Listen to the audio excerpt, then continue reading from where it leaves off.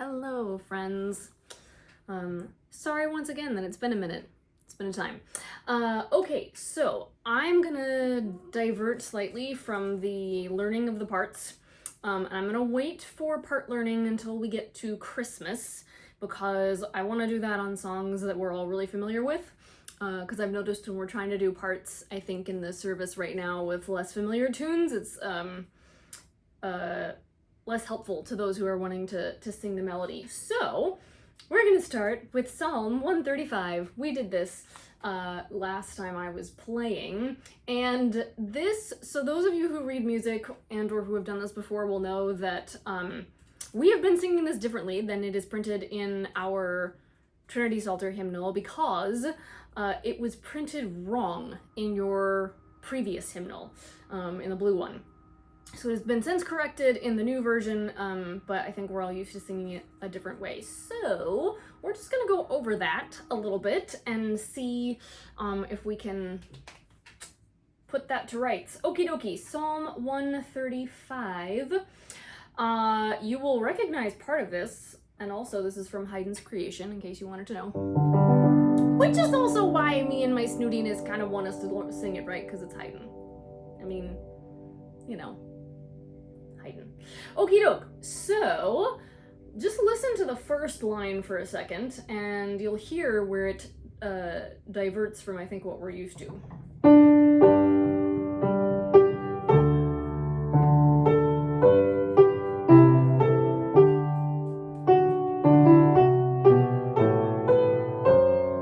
Here it is.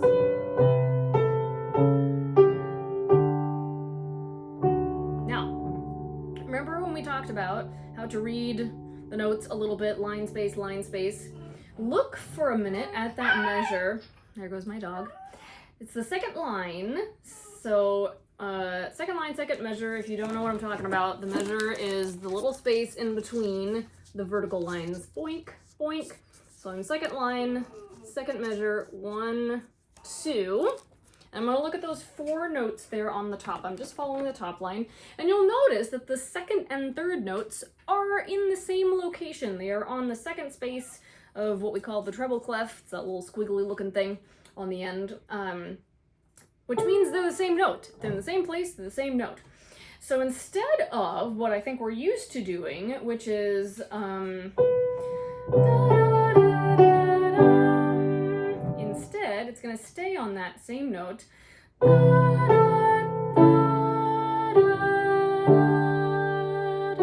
Same thing happens again, going from the 4th note in that bit to the 1st note in the next measure.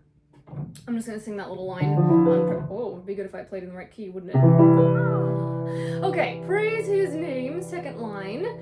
Praise his name. Okay, let's give it a go from the beginning. Just the melody. Ready, and go.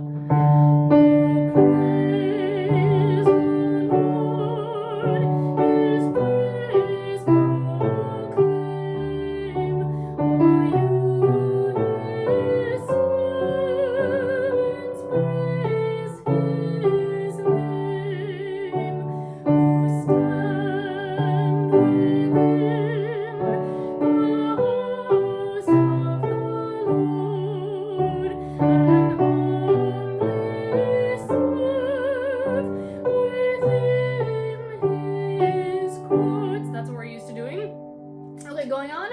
The Lord is good, his praise proclaim, since it is pleasant, praise his name.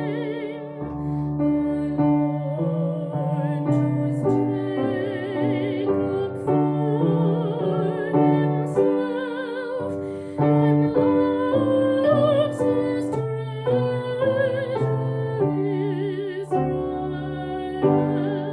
Israel. Sorry. My little Episcopalian choir training is coming out there. Israel. Okay.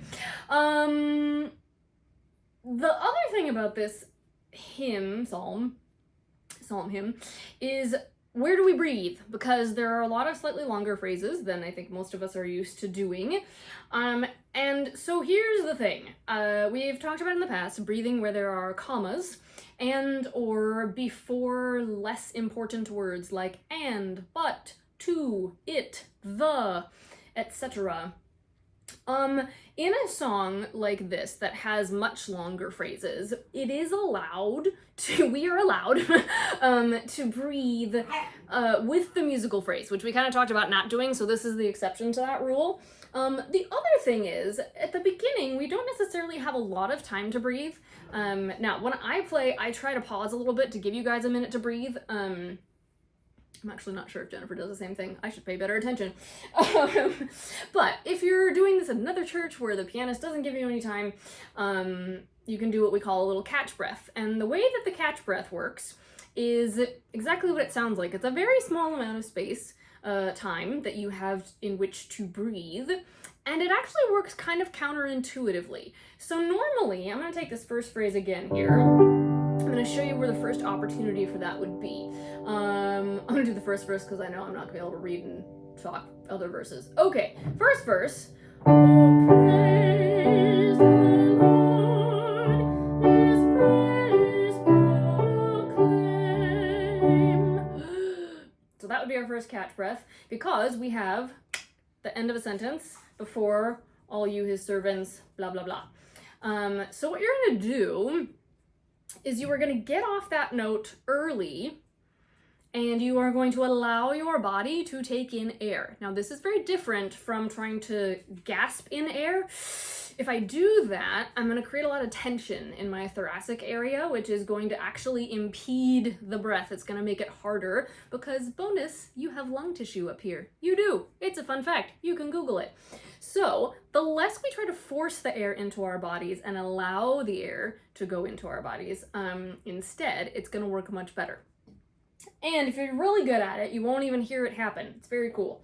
So, same again, verse 1, going on to the second phrase, and actually we get another catch breath after our new bit. Praise His name, we stand. And I'm going to try not to pause like I normally do, just in case. Maybe I will, I don't know.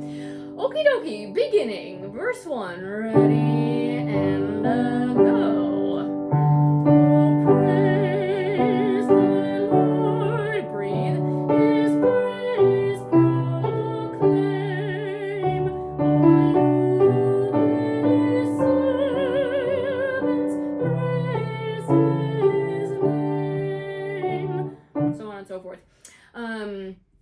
Now, if that's the first time you've ever tried that, I'm gonna guess it didn't go well, because this is not a normal way of breathing, and that's okay. Couple of things that are gonna help are breathe before you need to. So for example, in that first phrase, oh, praise the Lord, His praise proclaim, you may or may not need to breathe in that space. Regardless, go ahead and breathe at that exclamation mark. Oh, praise the Lord, breathe, His praise proclaim. That way, you won't need quite as much air when you continue on. It'll be a little bit easier.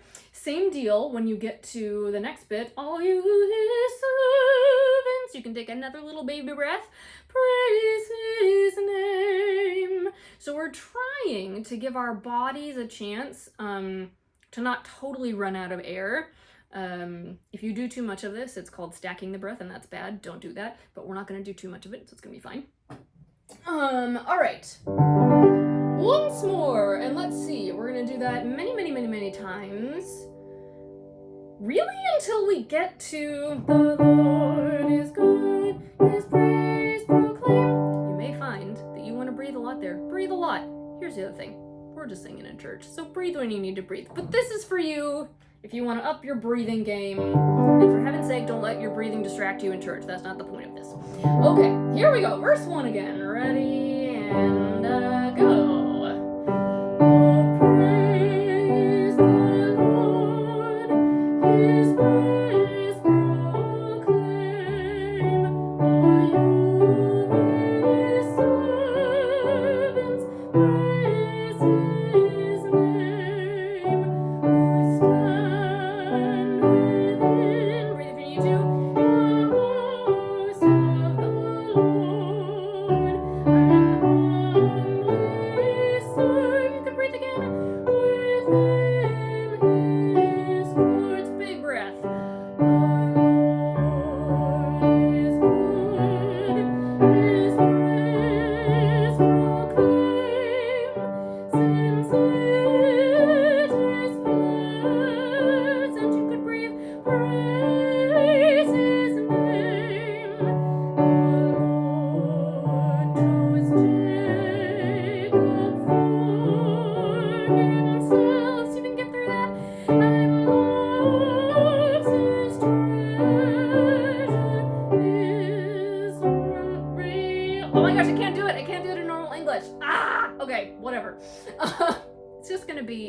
funky British English and it's fine. Okay, so that's one option. The other option, if you are a person who really wants to practice this at home a lot, is working to extend the breath. And I realize I'm like going so far over my regular time here. Okay, it's fine. I'll just do this little quick thing.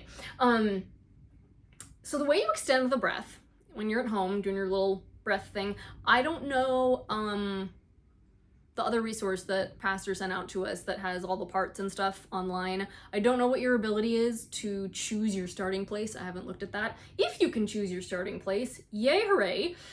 You want to work backwards. And we want to work backwards because we want to condition the body to know what it feels like to sing the end of a long phrase with a good amount of air. And if the body knows what that's like, it will start to naturally adjust the airflow for making it all the way through that phrase. It's very fun, cool trick. Okay, I'm looking particularly at the top of the second page. Since it is pleasant. No, I'm not. I'm looking at, just kidding.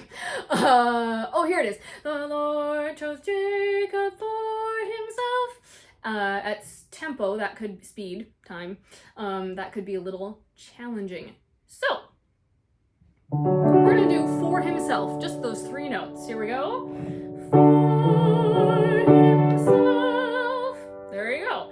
Now we're gonna go back and do Jacob for himself. Ready? Just, I'm at the end of the second line on the second page. Jacob. Ready and go. Jacob for himself. Great. Now I'm gonna go back to the beginning of that whole chunk. The Lord. And I want you in your mind to think about the end. That's this way for you, right? I don't know. Of the phrase himself. I want you to kind of keep that in the back of your mind as you begin. And just see how your body responds. I bet it'll do better than you think. All right. The Lord chose Jacob. Ready and the Lord chose Jacob for himself. You do okay? Keep going. And loves his treasure Israel. Great. All right. That's all I'm going to do on this one. I'm not going to do all the verses because I don't want to go too far. Or maybe I'll put up another one with all the verses. Who knows? All right, friends. Happy singing.